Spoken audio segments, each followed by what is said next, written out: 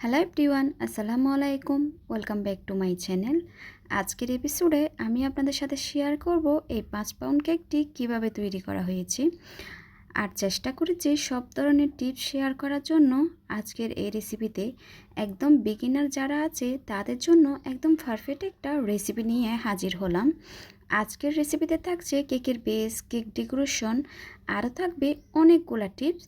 তাই শুরু থেকে শেষ অবধি পর্যন্ত ভিডিওটি স্কিপ না করে সম্পূর্ণ দেখতে থাকুন।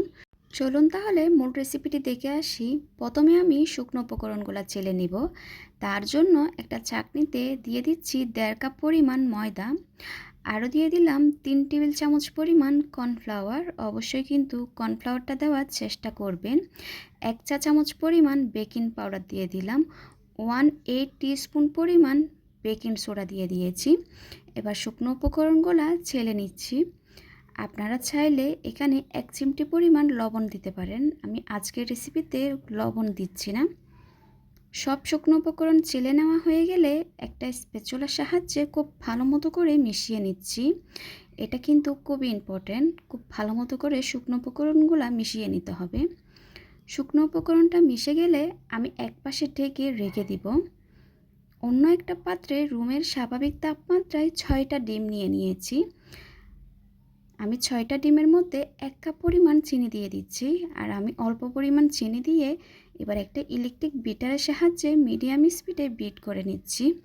আজকে আমি কুসুম আর সাদা অংশ আলাদা করি নাই, এভাবে করে বিট করে নিচ্ছি। আর ডিম যদি ফ্রিজে থাকে অবশ্যই কিন্তু 1 ঘন্টা আগে ফ্রিজ থেকে নামিয়ে রাখবেন। ঠান্ডা ডিম দিয়ে কিন্তু কেক ভালো হয় না। আর যে বাটিতে আপনি ডিমটা নেবেন ওই বাটিটা খুব ভালো মতো করে টিস্যু দিয়ে মুছে নেবেন, কোনো ধরনের পানি বা কোনো কিছু না থাকে যেন। আমি অল্প অল্প করে চিনি দিয়ে বিট করে নিচ্ছি এভাবে করে। এটা 5 মিনিট মতো বিট করে নিয়েছি। এখনও কিন্তু অনেকটা পাতলা আছে, আরও কিছুক্ষণ বিট করতে হবে। আমি আরও 3 থেকে 4 মিনিট বিট করে নিয়েছি।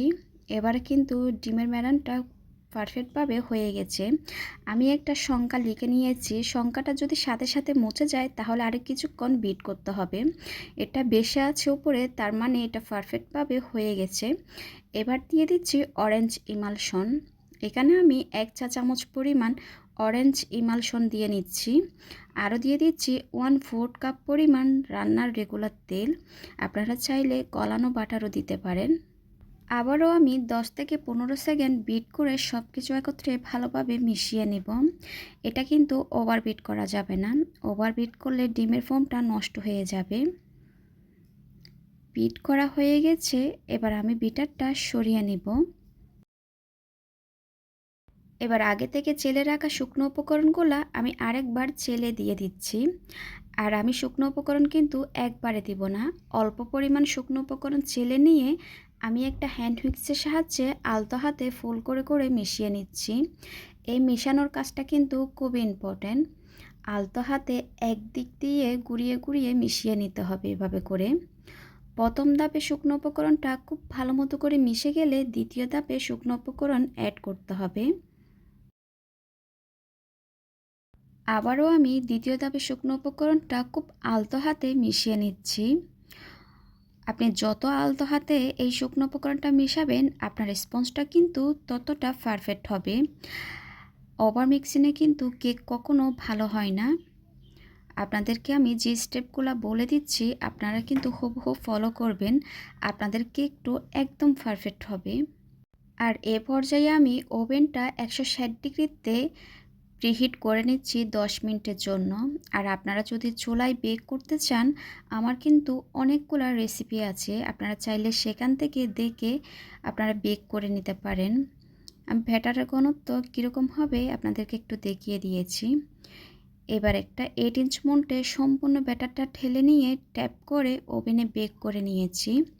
বেক হয়ে যাওয়ার পর আমি কেকটা ওভেন থেকে বের করে ঠান্ডা করে নিয়েছি। এবার অফ ক্যামেরায় স্লাইস করে কেকটা আমি ডেকোরেশন করে নিচ্ছি। এভাবে করে একই রেসিপিতে আমি আরেকটা কেক বেক করে নিয়েছিলাম অফ ক্যামেরায়। আমি একটা কেক 8 ইঞ্চ মোল্ডে বেক করেছি, আর একটা কেক আমি 6 ইঞ্চি মোল্ডে বেক করেছি। এটা দোতলা কেক হবে তার জন্য। আর এখানে আমি বোর্ড নিয়েছি 12 ইঞ্চি। এবার আমি সুগার সিরাপ ব্রাশ করে দিয়ে দিলাম ক্রিম। প্যালেট নাইফের সাহায্যে ক্রিমটা আমি চারিপাশে ছড়িয়ে দিচ্ছি। স্পঞ্জ কেকে কিন্তু ক্রিমটা অতিরিক্ত হলে খেতে তেমন একটা ভালো লাগে না। আপনারা আপনাদের টেস্ট অনুযায়ী ক্রিমটা কম বেশি করে নিতে পারেন। খুব ভালো মতো করে চারিপাশে ক্রিমটা ছড়িয়ে দেওয়া হয়ে গেছে। এখন আমি আবারও দ্বিতীয় লেয়ারটা উপরে বসিয়ে দিচ্ছি। একটু চেপে দিব যাতে করে কেকটা নড়ে চড়ে না যায়। প্রত্যেক লেয়ারে কিন্তু অবশ্যই সুগার সিরাপটা ব্যবহার করতে হবে। সুগার সিরাপ দিয়ে নেওয়া হয়ে গেলে আমি কেকটা ক্রাম কোটিং করে নিব। আর আপনারা যারা নতুন আমার চ্যানেলে এসেছেন প্লিজ সাবস্ক্রাইব করার জন্য অনুরোধ রইল। সাথে থাকা বেল আইকনটি ক্লিক করবেন, এতে করে আমি কোনো রেসিপি আপলোড করলে আপনারা সাথে সাথে নোটিফিকেশন পেয়ে সবার আগে রেসিপিটি দেখতে পারেন। সাইডে খুব ভালো মতো করে ক্রাম কোটিং হয়ে যাওয়ার পর আমি ওপরেও ক্রাম কোটিং করে নিচ্ছি সামান্য পরিমাণ ক্রিম দিয়ে। আমি কিন্তু সব সময় এভাবে ক্রাম কোটিং করে ফ্রিজে রেখে দিই 1 ঘন্টার জন্য। এবার আমি এটা ফ্রিজে রেখে দিয়ে আমি দ্বিতীয় কেকটাও ভালো মতো করে ফ্রস্টিং করে নিচ্ছি। আমি নিচে কিন্তু বোর্ডে কোনো ধরনের ক্রিম দিই নাই। আমি একটা লেয়ার বসিয়ে দিয়ে আবারও সুগার সিরাপ দিয়ে নিচ্ছি। সুগার সিরাপটা খুব ভালো মতো দিয়ে দেওয়ার পর এবার আমি ক্রিম দিয়ে নিচ্ছি। প্যালেট নাইফের সাহায্যে ক্রিমটা আমি চারিপাশে খুব ভালো মতো করে ছড়িয়ে দিচ্ছি। ক্রিমটা খুব ভালো মতো করে দিয়ে নেওয়ার পর এবার আমি দ্বিতীয় লেয়ারটা বসিয়ে দিয়েছি। একটু চেপে দিব, আবারও আমি সুগার সিরাপ দিয়ে নিচ্ছি। প্রত্যেক লেয়ারে কিন্তু অবশ্যই সুগার সিরাপটা দিতে হবে। আবারও আমি ক্রিম দিয়ে চারিপাশে ছড়িয়ে দিব। চারিপাশে ক্রিমটা দিয়ে নেওয়ার পর আমি তৃতীয় লেয়ারটা বসিয়ে দিচ্ছি। আবারও সুগার সিরাপ দিয়ে আমি ক্রিম দিয়ে নিচ্ছি। আর এটা হবে একটু উঁচু হাইটের কেক। এখানে কিন্তু 6টা লেয়ার হবে। প্রত্যেকটা লেয়ারে কিন্তু অবশ্যই সুগার সিরাপটা ব্যবহার করতে হবে। আর আমি নিচের পার্টটা একদম উপরে দিয়ে থাকি। আবারও উপরের পার্টে আমি সুগার সিরাপটা ব্রাশ করে নিচ্ছি। সুগার সিরাপ দিয়ে নেওয়া হয়ে গেলে এবার কেকটাকে আমি খুব ভালো মতো করে ক্রাম কোটিং করে নিচ্ছি। অনেকে প্রশ্ন করেন ক্রাম কোটিংটা কেন করতে হয়। আপনারা যখন দ্বিতীয়বার ক্রিমটা দিবেন তখন কেকটা ফিনিশিং খুব সুন্দরভাবে আসবে। আর তখন কিন্তু এই ক্রাম কোটিং করার কারণে কিন্তু ক্রামগুলো উঠে আসবে না। আশা করি আপনাদের প্রশ্নের উত্তর আপনারা পেয়ে গেছেন। এবার আমি কেকটা সেট হওয়ার জন্য আবারও ফ্রিজে রেখে দিচ্ছি। আধা ঘন্টা পর আমি কেকটাকে ফ্রিজ থেকে বের করে আমি দ্বিতীয়বার ক্রিম দিয়ে নিচ্ছি। এই পর্যায়ে কিন্তু মোটা করে ক্রিমটা দিব। আমি সাইডে খুব ভালো মতো করে ক্রিমটা দিয়ে নিচ্ছি।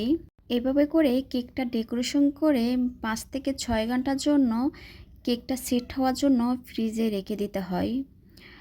তারপরে যদি আপনারা কেকটা কাট করেন তাহলে প্রপারভাবে আপনারা টেস্টটা বুঝতে পারবেন কেকের। আমি সাইডে খুব ভালো মতো করে ক্রিম দিয়ে নেওয়া হয়ে গেলে উপরেও আমি ক্রিম দিয়ে নিয়েছি। এবার একটা স্ক্রাপারের সাহায্যে স্মুথ ফিনিশিংটা দিয়ে নিচ্ছি।